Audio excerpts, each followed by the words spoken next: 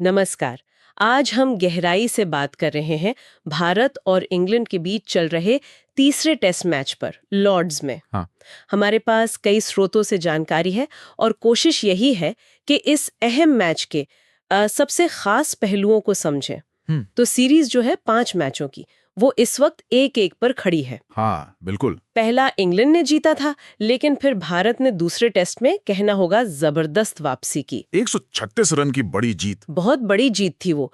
उसने सीरीज को एकदम बराबरी पर ला दिया है। हाँ, और अब ये लॉर्ड्स का मैच तय करेगा कि कौन आगे निकलता है। ये मैच चल रहा है 10 से 14 जुलाई 2025 तक लंदन में।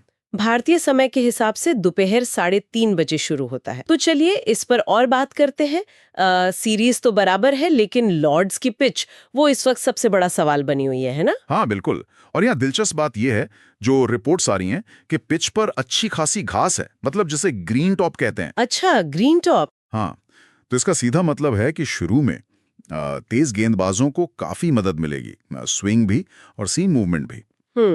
कई लोग मान रहे हैं कि पहले दिन का जो पहला सेशन होगा ना जी, वो शायद मैच का रुख तय कर दे। और इंग्लैंड के पास तो इस पिच का फायदा उठाने के लिए गेंदबाज भी हैं। Jofra Archer, Gus Atkinson. बिल्कुल। आर्चर अपनी रफ्तार के लिए जाने जाते हैं, और एटकिंसन की जो अतिरिक्त उछाल है वो लॉर्ड्स पर खास तौर पे परेशान कर सकती है। हाँ, तो ये जोड़ी भारतीय बल्लेबाजों के लिए एक बड़ी चुनौती होगी। निश्चित रूप से। उनकी स्पीड और पिच से अगर मदद मिली, खासकर शुरू में, तो मुश्किल खड़ी कर सकते हैं। लेकिन ऐसा भी नहीं है कि सारी चिंता भारत के लिए ही है।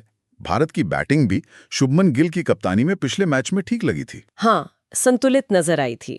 और सबसे बड़ी बात, जसप्रीत बुमराह वापस आ गए हैं। हाँ, वो बहुत बड़ा फैक्टर है, बुमराह का फिट होकर लौटना। मतलब वो किसी भी पिच पर विकेट निकाल सकते हैं। बिल्कुल।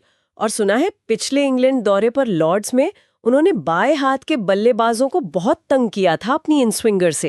ये एक अहम पॉइंट है, क्योंकि इंग्लैंड के टॉप ऑर्डर में बाएं हाथ के बल्लेबाज हैं, तो ये देखना दिलचस्प होगा।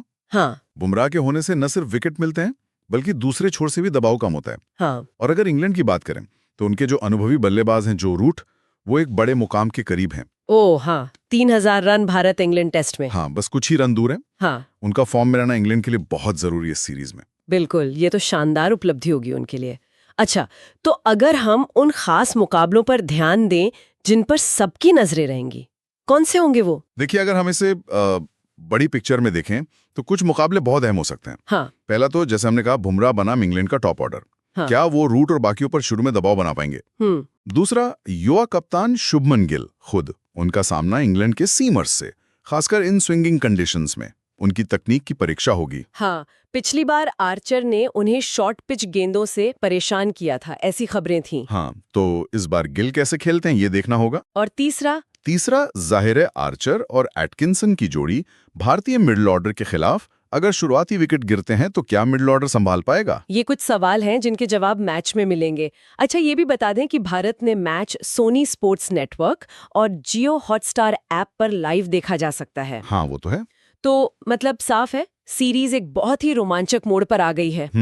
लॉर्ड्स का मैदान, पिच तेज गेंदबाजों के लिए मददगार लग रही है, और दोनों टीमों में मैच विनर खिलाड़ी हैं। बिल्कुल। बुमराह की वापसी भारत के लिए बूस्टर है, तो आर्चर और एटकिंसन इंग्लैंड के लिए वो तुरुप का इक्का हो सकते हैं। बिल्कुल सही कहा आपने। ये मैच सिर्फ सीरीज की दिशा तय नहीं करेगा, बल्कि दोनों टीमों के आत्मविश्वास पर भी बहुत असर डालेगा। हाँ। इन कंडीशंस में इंग्लैंड में अच्छा खेलना हमेशा मुश्किल होता है। जो टीम यहाँ बेहतर खेलेगी, वो यकीनन मानसिक तौर पर भी मजबूत होगी। और जाते जाते सुनने वालों के लिए एक सवाल छोड़ जाते हैं। हाँ। लॉर्ड्स की ये जो चुनौतीपूर्ण परिस्थितियां हैं, ये किस टीम की रणनीति और किस कप्तान की सोच की असली परीक्षा लेंगी? क्या बल्लेबाज टिक पाएंगे या फिर गेंदबाज हावी रहेंगे? सोचने वाली बात है।